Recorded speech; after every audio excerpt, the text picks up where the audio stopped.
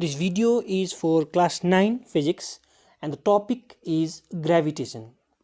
So you can go to page number 71 in your textbook from your conscience physics, and we can start with universal law of gravitation. So if you take a pen in your hand and leave it, what happens? The pen drops. Why does it drop? We all say because it is pulled by the earth's gravity. Now what is that gravity? Can't the pen pull the earth back? So let us try to understand this. So each mass particle of the universe, that means any particle which has mass, can attract another mass. The force of attraction between these two particles because of their masses is called gravitational force of attraction.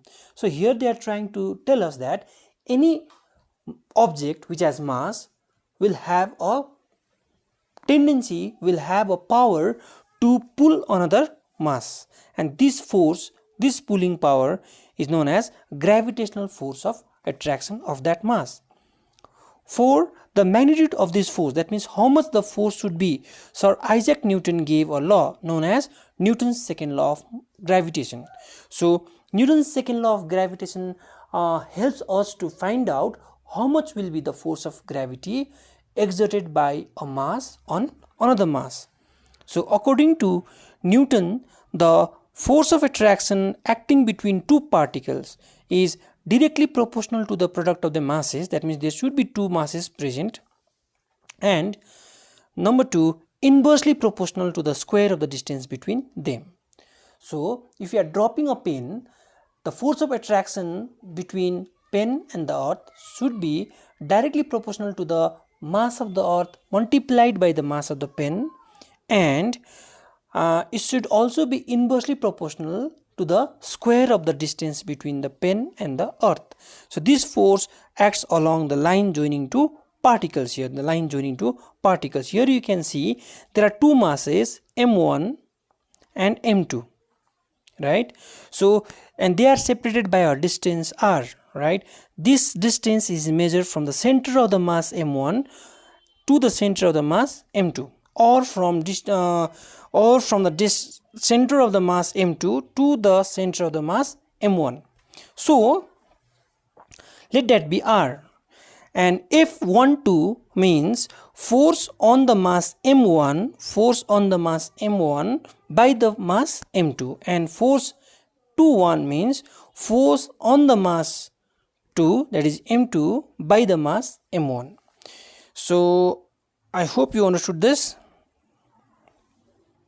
In figure 3.18, let there be two particles of masses m1 and m2 at a separation r. The magnitude of force of attraction F acting between them, according to Newton's law of gravitation, F is proportional to m1 and m2, and F is inversely proportional to 1 upon r square. So combining these two equations, we shall get this: F is proportional to m1 m2 by r square, or F equals to g m1 m2 by r square, where g is a constant of proportionality which is known as gravitational constant. Let me try to explain this. So to understand this, let us try to draw one figure. Let us consider two masses, m1 and m2. They can be of same size and can be of different size, it does not matter. And when you try to measure the distance between them, we need to take the center of the mass m1 to the center of the mass m2. Let that be r.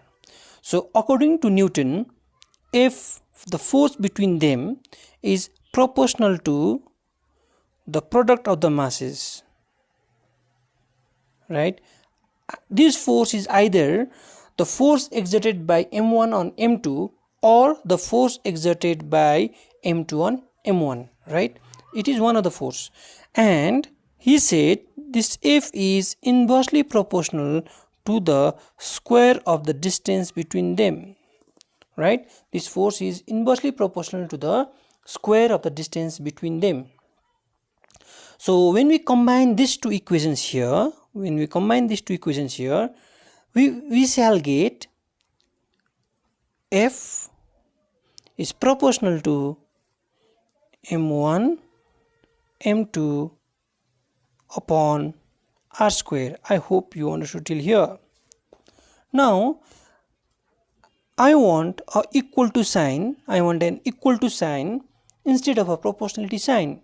So you all know this, when the proportionality sign changes into a equal to sign or an equal to sign, I shall get a constant in between equal to sign and the values. So let that constant be g in this case, whose name is universal gravitational constant. And then we can replace the upper value, which is m1 m2 upon r square. So this formula here is giving me the value of the gravitational force between two masses. So F stands for force between two masses.